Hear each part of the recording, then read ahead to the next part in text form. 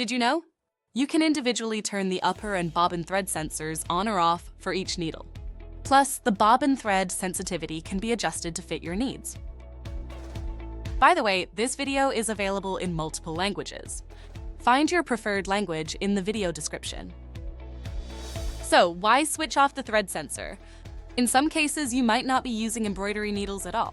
For example, when cutting blades are used to cut out large holes before stitching around the edges.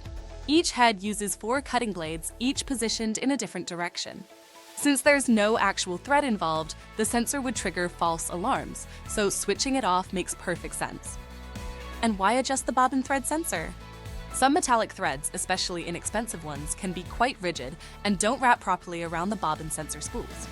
This can cause the sensor to think the thread is broken, even when it's not. To avoid unnecessary stops, simply reduce the sensor sensitivity to better match your thread type. Pretty useful tweaks, right? Let me show you how to set it up. The first steps are equal for upper and bobbin thread. Press L2 on the start screen to enter the machine setup. Your menu might only be partially visible.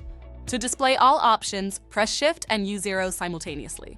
Once the full menu is visible, press R5 to access the thread break setup. Use R4 to select needle specific for upper thread sensing. Now you can uncheck the desired needle and deactivate the upper thread sensor. Now let me show you similar steps for the bobbin thread sensing. Starting in the thread break setup, press R5 to select needle specific for bobbin thread sensing. Uncheck the desired needle to turn off the bobbin thread using the corresponding function key, or use the input field to adjust its sensitivity. 0% means the sensor is off, 100% means it is very sensitive.